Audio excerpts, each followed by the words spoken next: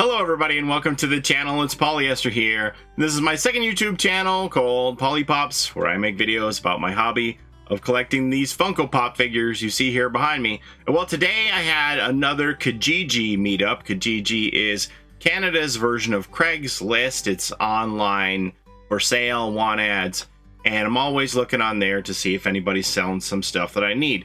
There was one fellow on there that he had this huge collection of pops, lots of things that I needed, but he began as an out-of-box collector. So the majority, I would say probably 80% of his figures were all open. He had hundreds of figures, but 80% of them are all out of the box. And well, as you can see, I'm an in-box collector, so it was a no-go for me, even though there were many, many figures there that I would have liked, all stuff that came out before I ever started collecting. So I did pick through his list of the other stuff that he had that was in-box, and I wound up getting 10 figures from him for $100 Canadian. So I'll show you what they are. And they also all came in Protectos, which is awesome. 10 figures for $100, it's 10 bucks a piece. Plus we got Protectos. These usually go for $1.99 at hobby shops. I usually buy them in bulk to get a better price than that on them. I pay like 80 cents a piece if I buy 100 at a time.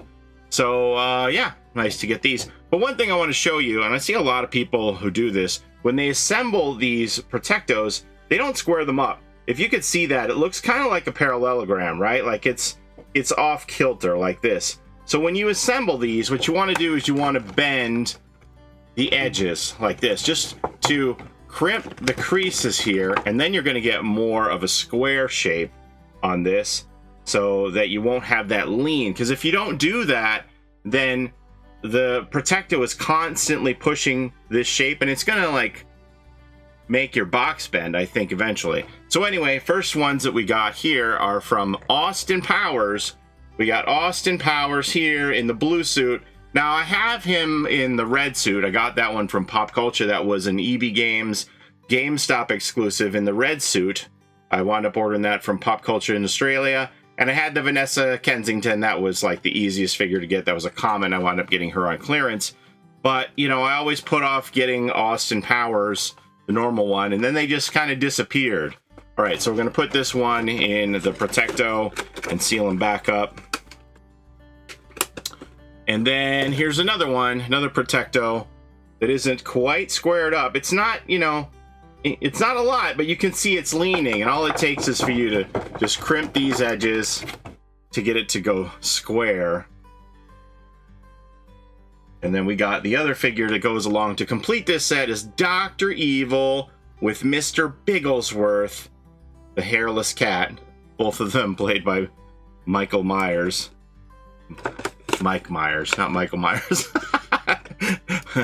Michael Myers is something very different. Mike Myers. So there, we completed that. Happy to have these two to finish off my Austin Powers set. Next, let's see what we got here.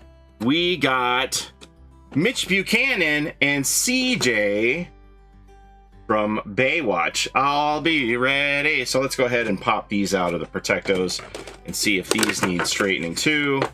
We can check out the box condition at the same time. Box condition isn't super critical. Yeah, see, he didn't do any of these. They're all leaning.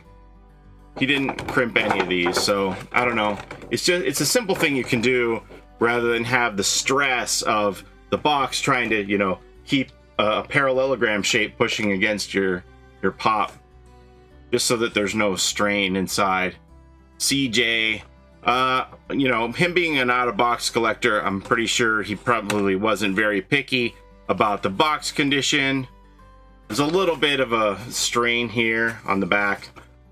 If you want to have any box damage, you want it on the back where you don't see it, and then not a big deal.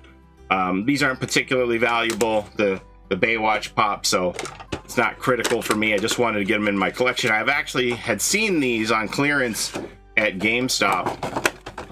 EB Games, and I never picked them up. Should have, but they're not particularly valuable, and you know, they weren't very costly at an average of $10 a figure.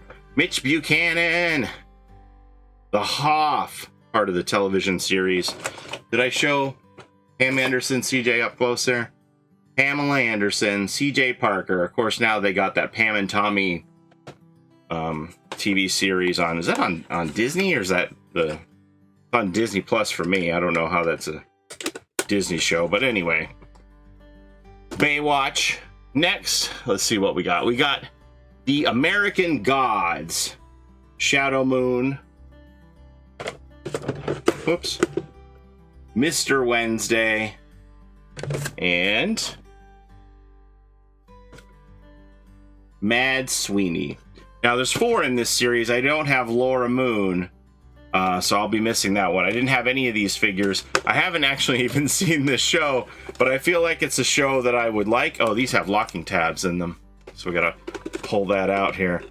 I feel like it's a show that I would like, and if I do get around to watching it eventually, then I don't want to feel like, oh, now I want the pops, so we kind of put the cart before the horse. Again, these are all going to need to be. This one, I think, is probably the most visible of the parallelogram shape. These are all going to need to be straightened out. So, American Gods is a television series for Stars.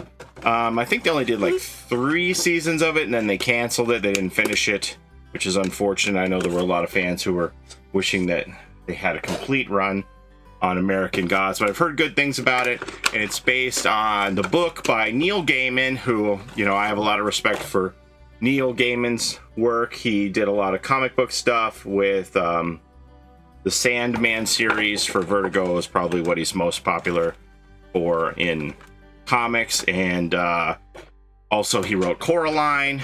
So yeah, I like Neil Gaiman's work, so I imagine I'm probably gonna like American Gods. I've had people tell me that they think I would like American Gods, so I thought, yeah, what the heck, for the price the guy was asking, go ahead and pick up almost a complete set of American Gods figures here. They aren't very expensive, so got them on the cheap.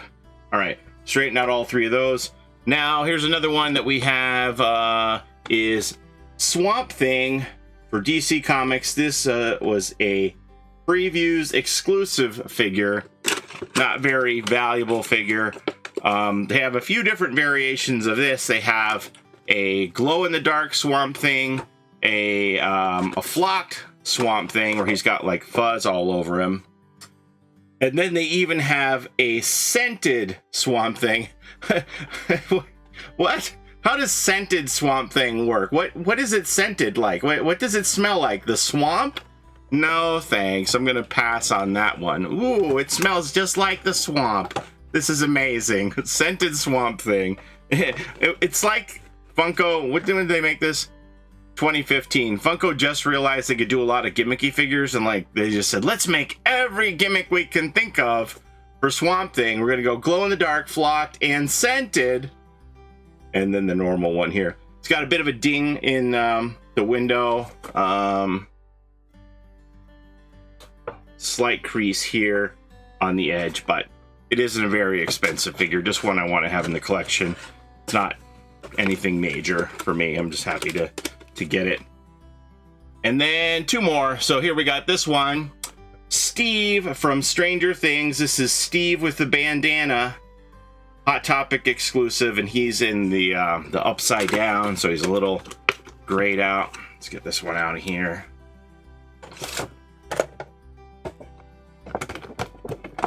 So, again, this is a Hot Topic exclusive, so I would be... This is pretty valuable. This is about $40 figure, but with it being a Hot Topic exclusive, I would say there's a significant likelihood that this will be re-released when the next season of Stranger Things comes out on Netflix, so I would not be surprised to see this come back in stock in Hot Topic stores. This one looks nice, except it has a bit of a ding here in the back. You can see this corner here is a little crunched, but it's on the back. Honestly, once I put it in the box on the shelf, I'm probably never even going to remember that it has that damage, so not a big deal to me. Just happy to get the figure. And finally, this last one isn't in a Protecto, so we won't have to straighten it out. This is a big boy. This is Jaws, the great white shark with the diving tank. Now, I already have one Jaws. They make, oh gosh, 4 or 5 of these now. So there's a regular Jaws, there's a bloody Jaws, there's this Jaws with the diving tank in his mouth, and then there's one with Quint in his mouth. I think that one's the most expensive. That was a Comic-Con exclusive, actually holding Quint in his mouth. So this one is about 40 bucks.